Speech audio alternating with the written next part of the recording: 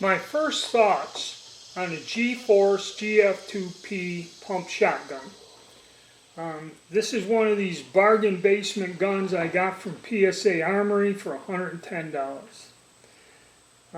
I've had a lot of feedback, a lot of comments and advice on all sorts of Turkish guns. Okay, and one of them was from another YouTube creator, and usually a guest on some of my chats.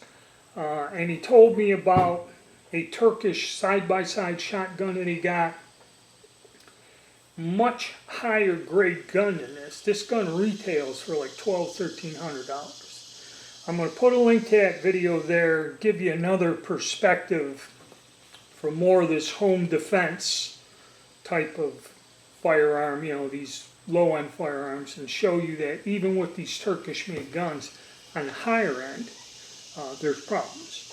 And that's Rod's Vintage Guns and Gab, and there'll be a link to the video on the Churchill model shotgun down in the description box below. Please check it out. You know, he does explain in detail the problems in that. But now, back to this one. This is basically, I'd say it's very similar to a 870 or a Mossberg 500. Basic, simple pump shotgun. They're all pretty much the same. There ain't an awful lot to them, okay? You know, at first, it functions well. It fired the cartridges as it should, but when you watch the video, you notice I had difficulty in loading the magazine. If you watch the unboxing, the disassembly, and after I got everything cleaned and went to kind of function test it, I noticed that the plug in the magazine tube was stuck. And come to find out, what happened was, it appears that when the magazine tube was assembled at the factory, they placed Loctite on that when they screwed it into the receiver. And the Loctite got in the tube, and then they assembled the gun with the soft plastic plug on the end of the magazine spring. This essentially glued it to the inside of the tube, and I had to break it loose.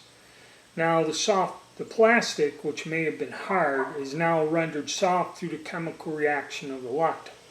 Okay, so it's ruined. I've ordered a replacement, and also there's residue inside the tube from the melted plastic, and the Loctite was so much that there's actually a physical residue of the Loctite in there.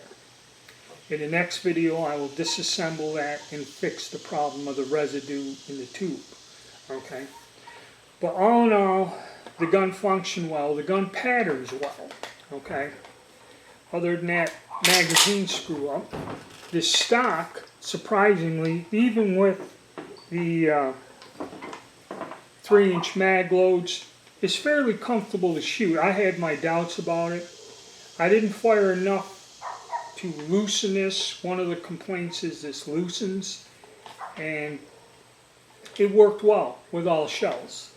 Okay, because there's no gas system. It basically, if it's locked into place, you know, if it's locked and it hits the firing pin, it goes off. Okay, which is all a pump shotgun has to do. Very basic, and this is the least expensive out of the group that I'm testing. The only thing I can think of a problem, which again several people have brought this up, is these receivers are aluminum. Even though the bolt is locking into the metal shank on the end of the barrel and it's all steel, I believe that the extreme force generated by some Magnum shells over time can fatigue. I've heard of these receivers being stressed and cracking over time. But for now, I'm going to correct the problem with the magazine tube, and then we're going to go out and test it some more. Alright, hit the like button, subscribe, and stay tuned.